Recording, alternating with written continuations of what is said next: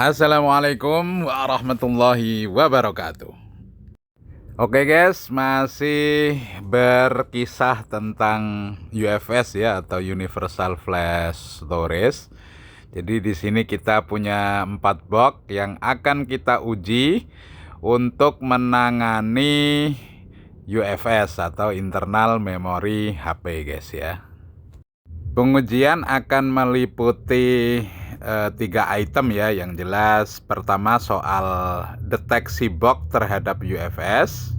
Yang kedua soal konfigurasi ulang dari atribut UFS atau deskripsi dari UFS. Dan yang ketiga adalah read dan write atau baca tulis. Oke, kita mulai dengan si pendatang baru guys ya, yang harganya cukup menggiurkan. Kita akan coba buat detect IC, kemudian kita cek juga struktur programnya dia ya, atau aplikasinya dia dan fitur-fiturnya. Kemudian nanti di tahap akhir kita cek baca tulisnya ya. Oke guys, seperti di layar ya tampilan program dari UFS F64 ini ya. Kita identity dulu di UFS yang pertama guys ya. Ini kita tes pada 4 UFS berbeda ya, dengan 4 box. Oke, nggak detect ya, ini Samsung ya UFS nya ini yang dia nggak mau detect. Nah entah gara-gara speed yang sangat tinggi atau memang saya nggak rubah-rubah ya konfigurasinya, karena memang ini sekedar cek default doang, jadi default dari settingan boxnya. Jadi untuk UFS yang pertama gagal detect, ini kita pindah lagi UFS yang kedua ya habis ini. Jadi kita cukup di bagian awal ini sekedar kita tancapkan UFS-nya, langsung kita klik connect. Ya, jadi bukan settingannya dirubah-rubah dulu, jadi sengaja buat nyoba-nyoba dulu ya. Oke, UFS connect. Ya, tapi ada error ya. Ini yang kedua adalah Skynic ya. Dari Skynic. Jadi F64 gagal baca juga ya. Jadi rekornya sudah 2 kali gagal ini ya untuk mendetek dari sisi setting default ya. Ini karena memang saya nggak coba-coba rubah settingan ya. Oke, kita coba ulangi lagi, siapa tahu dia mau detect ya. Ya, kita cek. Oke ya, sedikit jalan. Dan tetap error guys ya. Jadi 2 kali pengulangan untuk UFS Skynic ini tetap error. Kita lanjut ke UFS yang ketiga guys ya, dan kita lihat ya, kita identity lagi. Oke, connect jalan ya. Ya mantap ini ya, dan connect sempurna ya. Dia sampai membaca partisi dan ya lengkap ya sampai akhir ya. Ini UFS Micron ya, jadi Micron terbaca sempurna di F64 tanpa ngerubah settingan guys ya. Nah, bisa dilihat ya UFS Micron.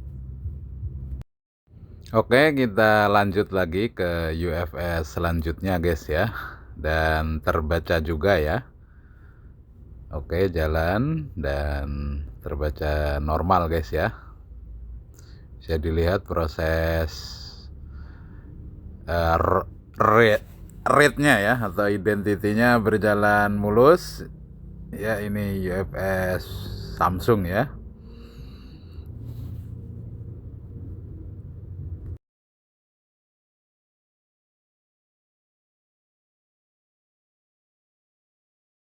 Dengan produk name KM8F sekian ya. Sekian karena susah ngelihat, layarnya kecil. Oke, lanjut. Ini yang terakhir guys ya. Jadi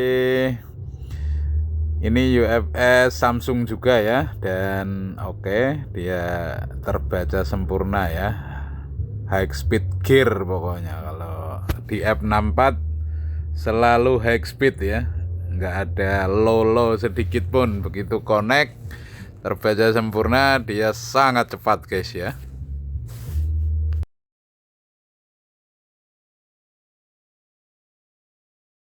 Oke guys, lanjut ke seniornya ya, ECG TAG Plus ya. Kita pakai modul yang plus untuk testing koneksi ya, testing baca UFS-nya, baca identitas ya.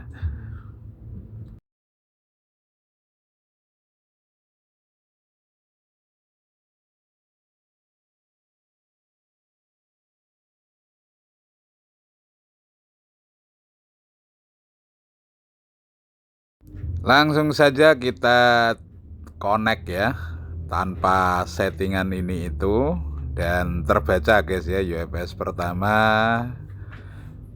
KML ya, sekian ya. Jadi ECG TAG Plus terbaca, langsung kita close lagi, kita tancapkan UFS kedua guys ya. Kita klik connect lagi ya guys ya. Kita klik connect, kita tunggu ya, loading proses. Ini Skynic yang di F64 tadi nggak terbaca ya, dan langsung terbaca guys ya. Jadi ECG TAG rekornya sudah 2-0 terhadap F64 ya. Oke, lanjut ya. Ini UFS ketiga guys ya. Langsung kita klik connect saja setelah kita tancapkan di soketnya, dan terbaca lagi guys ya. Jos. Ini Micron guys ya, Micron BGA 254. Jadi biasanya untuk Micron ECG TAG ini paling susah guys ya, tapi ini kok terbaca guys ya. Jadi memang mungkin lagi mood ya ECG TAG-nya ini.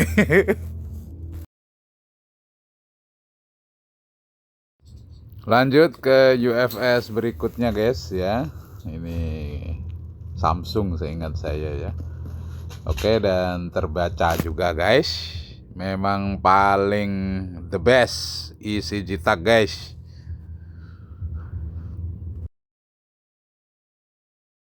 Oke guys, dan ini yang terakhir ya.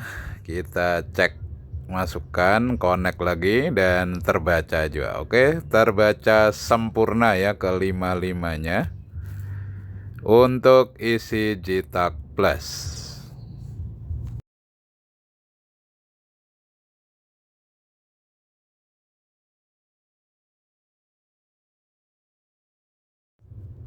Oke guys, lanjut ya. Sekarang kita akan pakai UV ya, UV UFS buat melanjutkan tesnya. Kita buka aplikasinya guys ya, yang warna biru guys ya. Oke, sudah loading.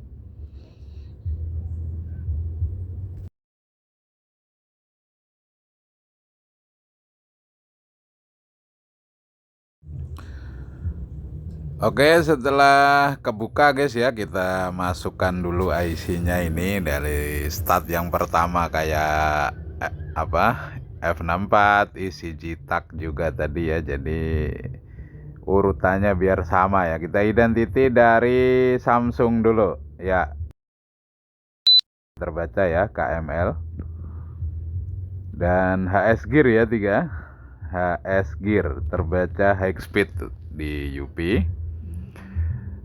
Tapi ada hangnya ya. Nah, jadi ada hangnya sedikit. Jadi kawan-kawan nggak usah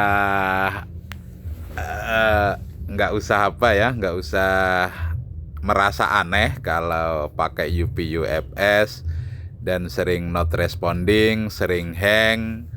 Saya juga nggak tahu kenapa ya, dari awal beli, awal software rilis masih tetap kayak gini ya. Jadi ya terbaca. Oke, kemudian setelah terbaca kita coba lagi. Kadang dia langsung error soalnya guys ya. Nah, error ya. Kita sudah ganti UFS-nya ya. Skynic kita identity juga. Kita identity lagi dan ya, untuk Skynic gagal UP guys ya. Oke guys, kita lanjut ke UFS berikutnya saja ya. Samsung Micron ya terbaca ya. Oke. Oke, kita lanjut ke tes berikutnya ya, UFS berikutnya, dan kita identity lagi dan connect ya. Samsung KM8F sekian ya. Oke, berarti rekor UP 1 yang nggak detect ya. Kita lanjut guys, ya ini yang terakhir ya, KM2V, dan ya terbaca guys. Oke, sekarang kita tes identity terakhir ya, pakai box terakhir yaitu MIPI guys ya, MIPI all MIPI, MIPI yang lama ini ya, bukan yang baru. Jadi cuman sampai UFS 3 ya kelihatannya MIPI ini ya. Oke, interface-nya sudah kelihatan guys ya. Jadi kita klik UFS 2 dulu, kemudian klik connect IC ya. Untuk MIPI ini kalau dia pakai UFS 2.0 sering reconnect ya interface-nya guys. Jadi stabil stabil di USB 3.0 atau 3.1 atau pokoknya 3 ke atas. Itu pun dengan komputer berchipset Intel ya. Kalau AMD masih kadang putus nyambung guys. Jadi kawan-kawan yang mau beli MIPI, dipikirkan spek komputernya dulu ya. Oke, connect guys ya.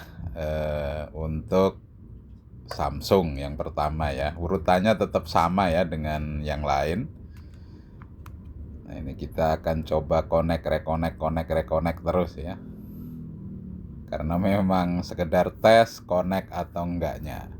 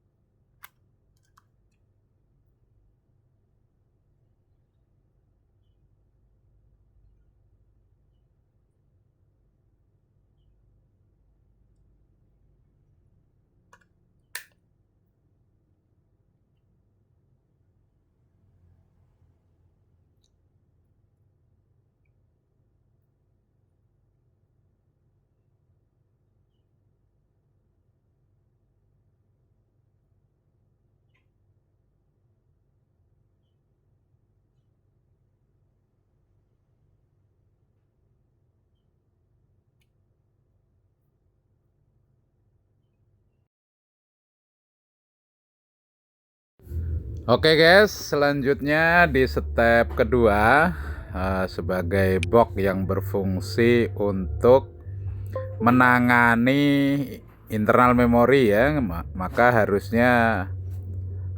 ada untuk bisa ganti internal memori ya. Jadi kalau di UFS ini struktur dari konfigurasi internal itu beda-beda ya. Jadi nggak kayak eMMC yang semua HP pasti strukturnya boot 1, boot 2, user area RPMB. Kalau di UFS sangat fleksibel ya, tergantung pembuat HP-nya mau digimanakan acaranya ya. Nah, konfigurasi tersebut itu harusnya box yang ada kalau memang diniatkan untuk penanganan internal memori, harus ada menu yang bisa merubah konfigurasi dari struktur internal memori UFS tersebut guys ya. Untuk F64 sangat fleksibel guys ya, jadi dia bisa read konfigurasi dari DAM, terus write konfigurasi dari DAM F64 sendiri. Oke, ini struktur dari F64 ya. Jadi untuk partisi, jadi get partition, di situ ada struktur GPT segala macam ya. Terus boot A, boot B, bisa switch booting, bisa bypass FRP, bisa format user data. Cuman ada satu yang dia nggak ada ya, dan ini menjadi minusnya dia, yaitu write factory ROM. Jadi untuk Snapdragon ibarat ditulis dari XML juga belum ada, ditulis dari Samsung MD5 model kayak gitu juga belum ada. Tapi untuk konfigurasi bisa kita lihat ya di sini untuk konfigurasi UFS-nya ya. Itu dia bisa pakai macam-macam file ya, bisa XML, bisa backupan, bisa dari tar MD5. Jadi nggak perlu harus punya backup UFS config ya untuk F64. Dari scatter pun bisa dia. Jadi ini hebatnya F64 ya, ini sangat mantap. Nah cuman setelah dites ya ini UFS KM8F yang sudah diidentity tadi ya, ketika kita write ya gagal ya. Nah ini mungkin masih dalam kategori pengembangan. Saya nggak tahu juga kenapa write config-nya bisa gagal, padahal menunya ada ya. Nah ini yang masih perlu dikembangkan mungkin di tim F64 ya, karena gagal. Padahal harusnya secara menu sangat jos ya. Kita matikan dulu ya, kita ganti UFS yang lain. Apakah memang provisioningnya bisa berhasil atau enggak ya. Nah, jadi untuk F64 sebenarnya untuk penggantian UFS dia sudah satu langkah bisa ya penggantian UFS, karena bisa baca tulis config ya. Bahkan lebih fleksibel dari box-box yang lain saking banyaknya menunya. Jadi bisa dari PIT kalau Samsung, bisa dari scatter kalau MediaTek, bisa dari XML kalau Snapdragon ya. Jadi dia bisa macam-macam, UFS config-nya bisa dari macam-macam. Oke, kita pakai UFS yang lain untuk coba reconfig UFS-nya ya. Cuman masalahnya ya ini untuk F64 masih sampai video ini dirilis belum ada factory ROM ya. Jadi write factory ROM seperti write scatter, write RAW kalau Snapdragon, atau write tar kayak gitu untuk Samsung nggak ada ya dia. Jadi kalau untuk nulis ke LUN-nya dia hanya bisa lewat DAM ya, lewat dam-daman binary. Oke, ini UFS-nya sudah kita ganti ya. Kita lakukan langkah lagi untuk reconfig. Kita akan pakai file yang sama, yaitu dari Samsung dulu. Ya, dia cukup pakai pit. Kita open. Nah, terus ada tulisan bread ya, dan sukses ya untuk UFS ini, dia bisa bread config-nya. Nah, jadi ini menandakan memang F64 dari sisi config reconfig UFS sangat fleksibel ya. Cuman ring supportnya kelihatannya ada yang bisa, UFS yang bisa, ada yang nggak bisa juga. Nah, ini untuk PR ya bagi F64. Lalu saya cari-cari juga untuk program dari F64 ini, belum ada unlock config ya. Jadi ketika konfigurasi ini di locket oleh vendor seperti HP Samsung, itu rata-rata UFS-nya konfigurasinya dikunci ya oleh vendor. Itu F64 belum bisa buka kuncinya. Yang bisa untuk sementara baru UV dengan EasyJTAG ya. MIPI pun juga nggak bisa ya. Nah, ini kita coba provisioning lagi tadi dari file yang berbeda ya, bukan backupan. Nah, ini keunggulan F64. Kalau seperti ini kan kita bisa enak ya, cukup punya firmware-nya, kita nggak tahu konfigurasi UFS-nya gimana, tinggal kita tulis dan kasus selesai ya.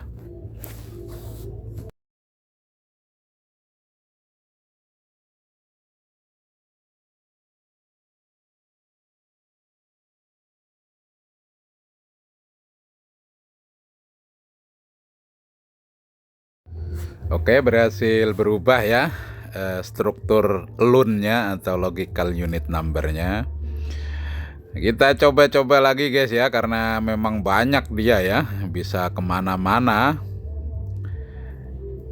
Dari CSC segala macam. Jadi kawan-kawan kalau punya F64 reconfig UFS sangat mudah ya, bagi yang UFS-nya support. Oke, sekarang kita tes speed ya.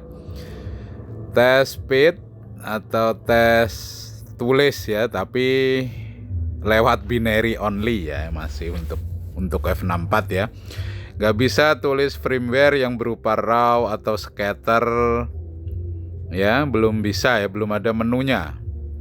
Nah, nggak tahu untuk kedepannya apakah bisa atau enggak. Padahal menu seperti yang saya ceritakan tadi harusnya sangat diperlukan ya, karena ada HP yang outnya nggak lolos seperti itu kan, kita harus bisa ngeflash lewat internal memori langsung ya. Oke ya, speednya memang sangat tinggi ya, bisa dilihat. Jadi kalau berurusan dengan F64 nggak ada lagi namanya ketinggalan kereta ya guys ya. Sangat jos kecepatannya ya, urusan kecepatan. Oke ya, bagi kawan-kawan yang jelas keunggulan dari F64 ini karena dia engine baru, prosesor baru ya, gaya-gaya baru. Karena itu speednya memang lain dari yang lain ya. Jadi ISP aja bisa tembus gear 3 kayak gitu ya. Jadi memang lain konsepnya. Tapi dari sisi programming masih belum ada ya untuk bread factory ROM. Jadi kawan-kawan harus pakai tol lain tetap untuk ngeflash HP-nya ya. Nah, ini mungkin kelemahan di F64. Apakah nanti akan ada update yang punya factory ROM atau enggak, kita masih belum tahu ya, melihat timnya juga baru berapa tahun ini umur box ini ya. Nah, jadi bagi kawan-kawan yang sudah ngebet beli, dipertimbangkan dulu ya, karena timnya juga baru. Oke, selanjutnya kita tes EasyJTAG ya, senior dari box UFS ini tadi. Kita cek config reconfig ya. Kalau untuk EasyJTAG kawan-kawan sudah nggak perlu ragu lagi ya, jadi UFS apa saja dia nggak pilih-pilih ya. Yang kita gunakan adalah UFS yang tadi error di F64 config-nya ya. Nah, ini sampean bisa lihat caranya dia ya. Jadi cukup tombol load konfigurasi. Nah, ini bisa dari XML Snapdragon atau editan XML atau backupan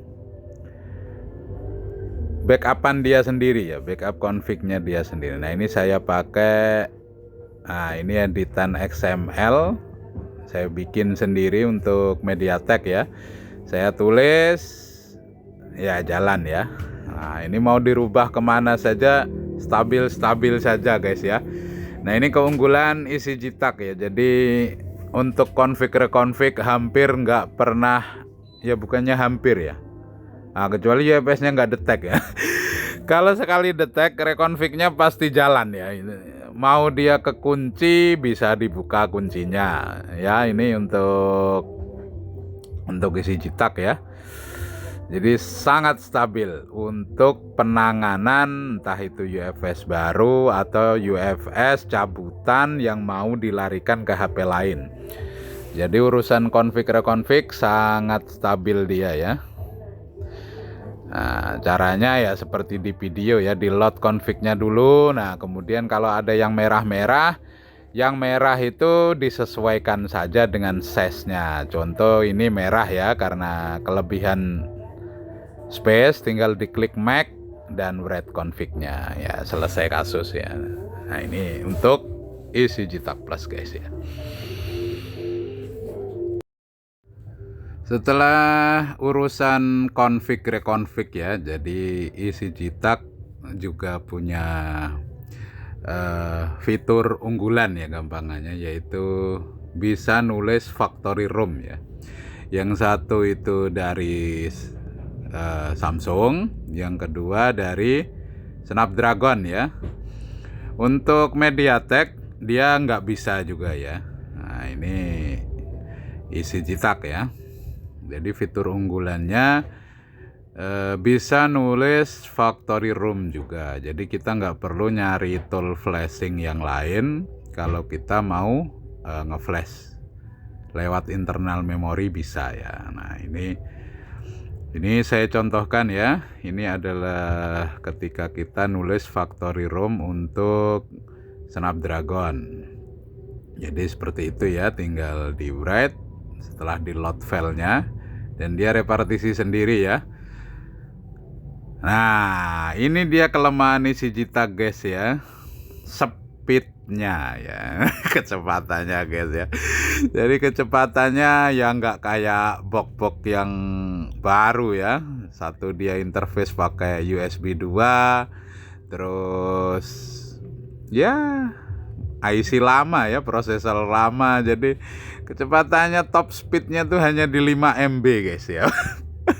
Itu seandainya firmware-nya itu 10 GB ya, nunggunya sempat habis minuman ya. Habis aqua sudah.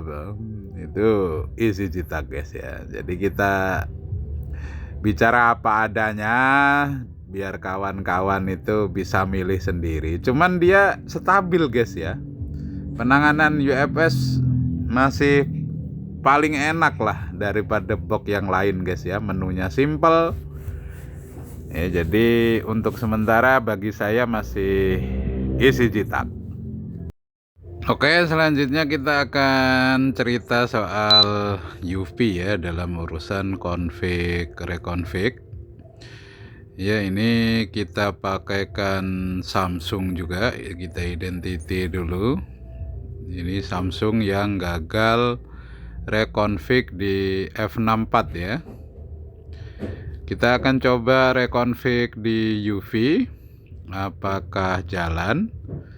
Untuk UV reconfig UFS bisa lewat backupan, bisa juga lewat XML dari Snapdragon guys ya. Cuman sering error. Nah, ini yang jadi catatan buat kawan-kawan ya. Ada beberapa UFS yang mau direkonfig di UV, ada juga yang nggak mau ya. Entah kenapa juga saya nggak paham.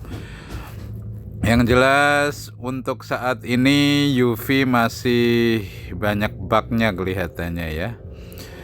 Dari sisi config reconfig, dari sisi tulis menulis juga masih banyak sekali bugnya ya.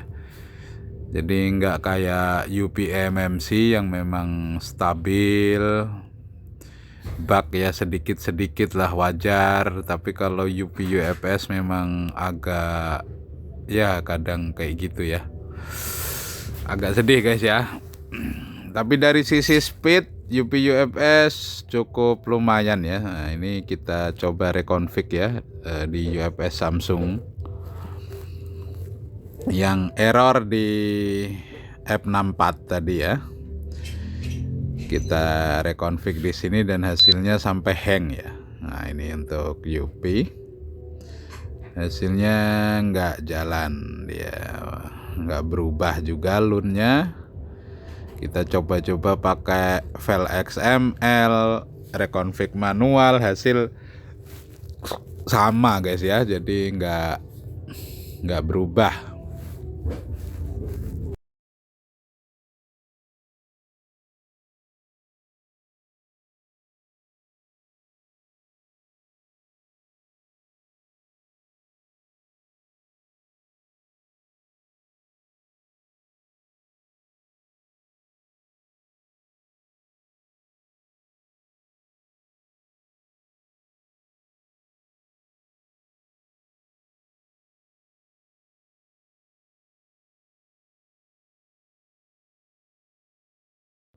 Oke ya guys ya, gini kita coba pakai XML ya dari Mi 10T.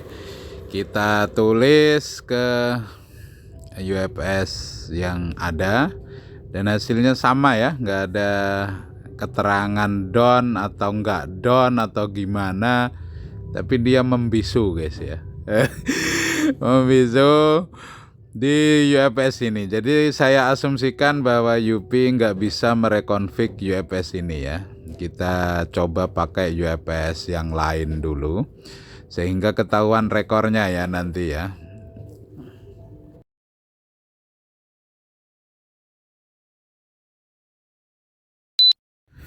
Oke, sekarang kita pakai Micron ya. Micron yang di F64 berhasil, di EJP tadi cukup pakai Samsung ya, karena memang urutannya Samsung.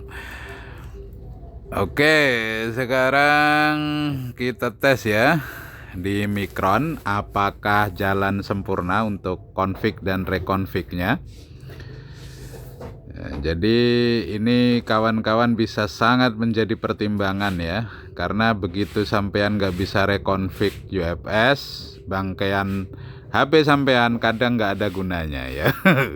Oke, dan ya done ya. Nah, jadi Micron UV berhasil ya untuk reconfig. Oke, setelah berhasil reconfig, nah ini kelebihan UV juga ya. Nah, walaupun ada bugnya, tapi kadang pas moodnya bagus ya jalan normal ya.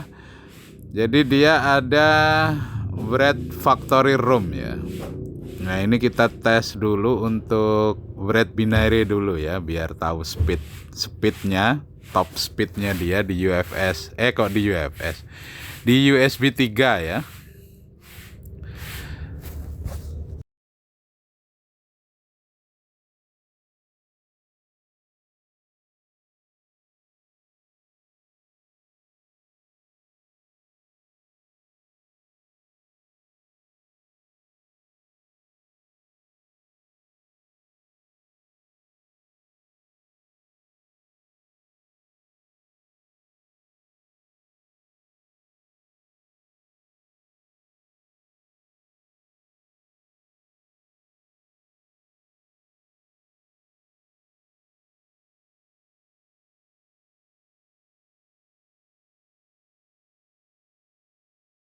Oke guys, bisa dilihat ya, jalan rate-nya, kecepatannya juga lumayan tinggi ya. Nah, ini salah satu keunggulan juga bagi Yupi, kecepatannya cukup tinggi. Walaupun kadang error ya. Ketika bread sudah jalan tahu-tahu error gitu ada dia. Jadi jangan terlalu mewahkan ya, slow aja.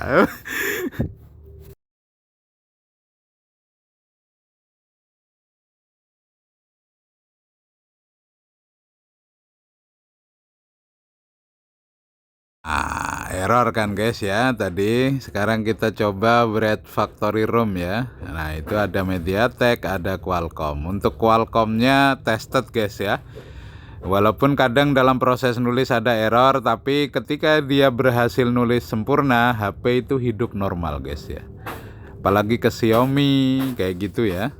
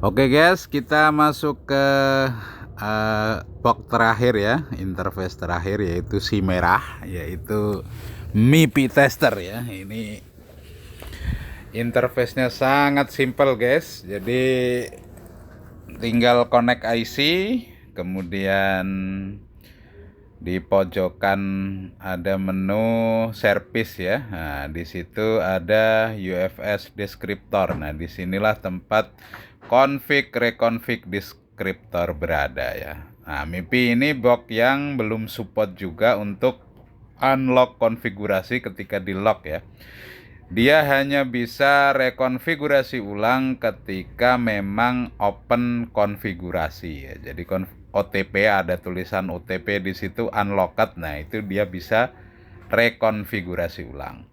Nah, cara dia rekonfigurasi juga bisa manual lewat parameter pengisian di box atau lewat file. Filenya juga bisa dari backupan atau dari binary atau dari XML-nya Snapdragon ya guys ya. Ini kita contohkan salah satunya. Apakah dengan UFS yang ada akan langsung berhasil atau enggak ya. Jadi ini kita coba ya. Kita larikan ke MediaTek ya. UFS-nya awalnya ini untuk Snapdragon ya. Terbukti LUN yang aktif 5, kemudian kita rubah untuk MediaTek yaitu yang aktif cuman 3 ya guys ya. Jadi kita reconfig, caranya ya seperti di video itu ya. Langkah-langkahnya, dan kita lihat guys ya. Ya, sukses ya. Nah, di sisi ini MIPI memang bisa untuk config dan reconfig UFS ya. Jadi bisa lewat file, bisa lewat manual guys ya. Oke guys, dia reboot sendiri ya UFS-nya atau restart sendiri dan berubah ya, sudah strukturnya menjadi LUN 0, LUN 1, dan LUN 2. Oke, sekarang kita rubah lagi konfigurasinya guys ya. Kita larikan ke Snapdragon lagi dan coba tulis file firmware ya, karena memang MIPI ini punya fitur juga seperti layaknya EasyJTAG dan UV. Dia bisa nulis factory ROM ya. Untuk Snapdragon-nya tested, tapi untuk MediaTek-nya untuk UFS masih gimmick doang guys ya. Jadi begitu kita buka scatternya hang sangat lama. Nanti nge-close sendiri. Jadi masih ya itu belum pernah berhasil saya ya untuk bread scatter langsung ke UFS untuk dari MIPI ya. Walaupun menunya ada. Nah, apakah memang didesain sebenarnya scatter itu untuk eMMC, karena box ini kan memang support UFS dan support eMMC ya, dari UPI, MIPI ini ya, ini MediaTek ataupun kok MediaTek, MMC maupun UFS kan support. Kayak ini saya lihatkan gimana caranya kita nulis ROM factory ya. Jadi dari Snapdragon ini saya ambilkan dari Mi 10T ya. Jadi tinggal kita select folder, dia akan nge-load raw programming XML. Nah, kemudian kita flash, ya jalan sendiri ya. Dan kita juga ngelihat speednya lumayan tinggi ya untuk MIPI ini. Oke, demikian guys ya. Semoga bermanfaat bagi yang mau beli alat, bisa mikir harga, terus kira-kira fungsi yang paling stabil yang mana. Demikian kita akhiri, semoga bermanfaat bagi semuanya. Wassalamualaikum warahmatullahi wabarakatuh.